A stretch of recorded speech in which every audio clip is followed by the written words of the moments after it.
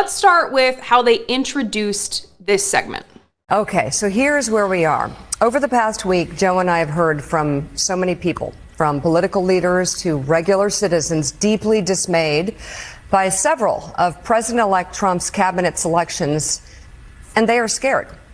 Last Thursday, we expressed our own concerns on this broadcast and even said we would appreciate the opportunity to speak with the president-elect himself.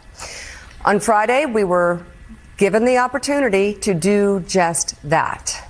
Joe and I went to Mar-a-Lago to meet personally with President-elect Trump.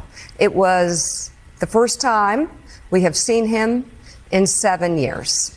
Now, we talked about a lot of issues, including abortion, mass deportation, threats of political retribution against political opponents, and media outlets. We talked about that a good bit.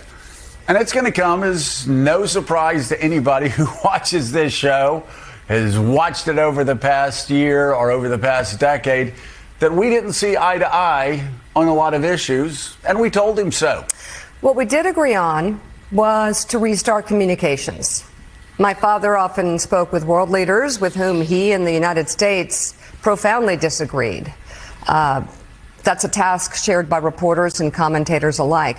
We had not spoken to President Trump since March of 2020, other than a personal call Joe made to Trump on the morning after the attempt on his life in Butler, Pennsylvania.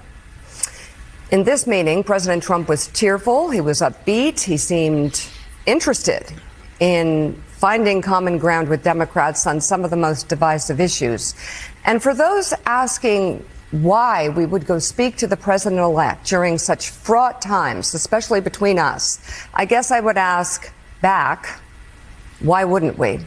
So Trump was cheerful, upbeat, and seemed interested in finding common ground with Democrats on some of the most divisive issues.